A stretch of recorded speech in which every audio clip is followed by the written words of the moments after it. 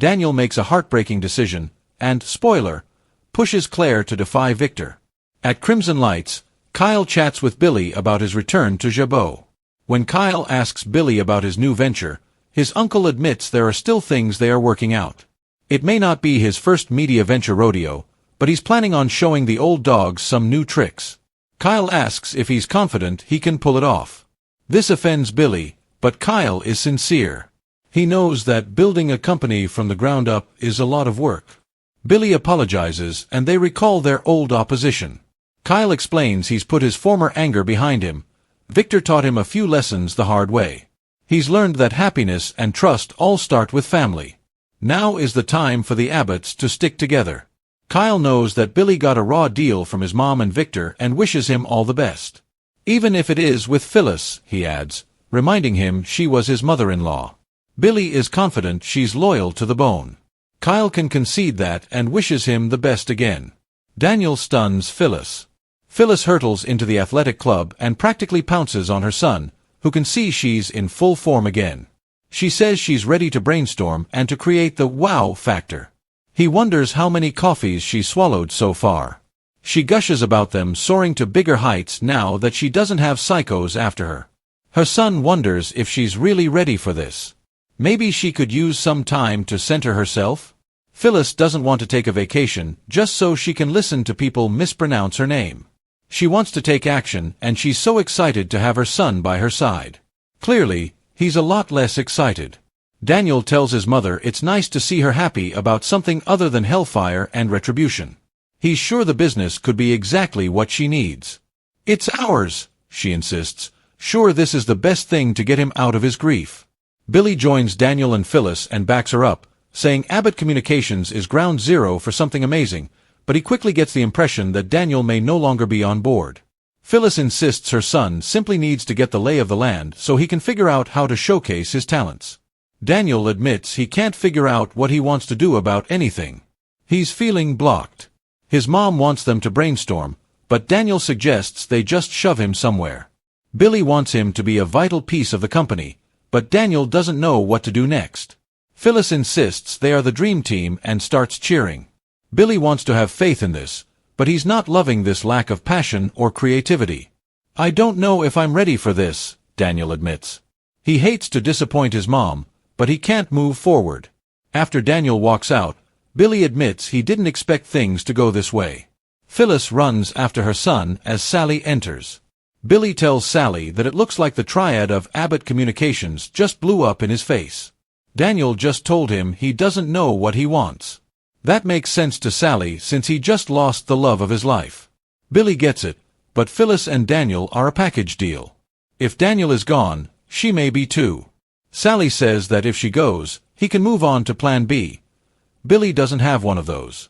She's shocked he doesn't given that Phyllis is his partner, and suggests he consider other options.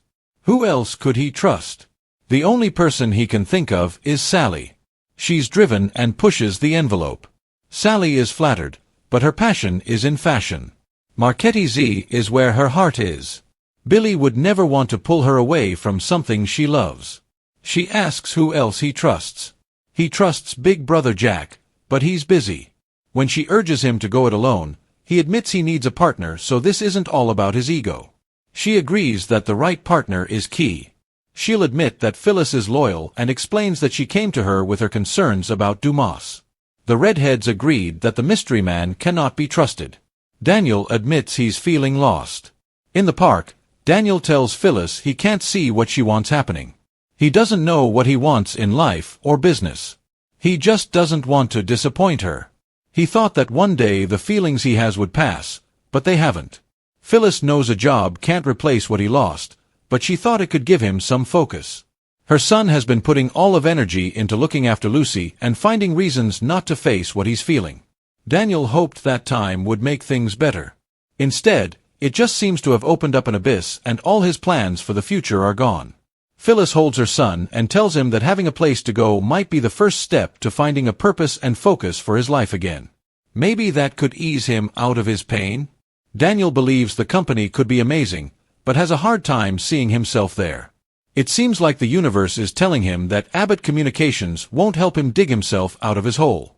"Where do we go?" she asks. Daniel says, "Not us.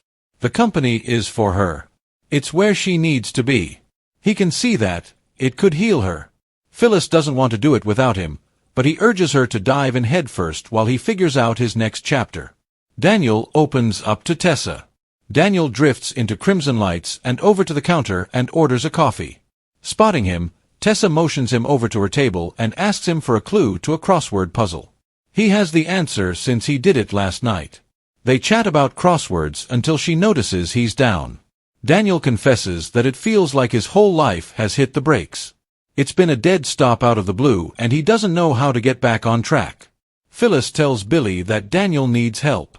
Phyllis returns to the athletic club, where Billy and Sally are still seated on a sofa. He asks Phyllis what happened with her son. She'd like to speak to him privately, but he says he has no secrets from Sally. Phyllis explains that Daniel is not okay and she needs his help.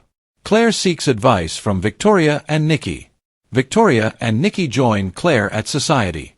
They crowd around Nikki's phone to look at all the latest photos sent by Christian and Nick in London.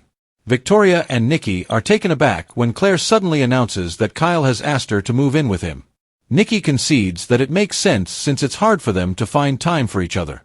"To be honest, I think that it's too soon," Victoria declares. It's a life-changing choice and she thinks it would be better to take things slowly so the relationship is on solid ground. Besides, Victor is on a rampage and this would be like throwing gas on a fire. The best course is not to make it worse.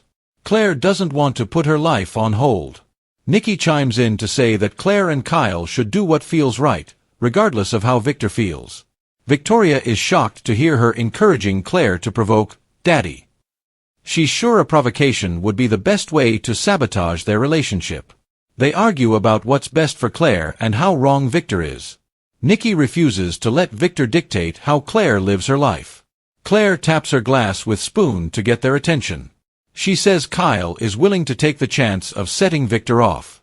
It may be naive of her, but she's still hoping that her grandfather will eventually be able to see what a good man Kyle is. Victoria points out that he already knows that, but it takes a back seat to his obsessive grudge against Jack. Claire is hoping Victor will.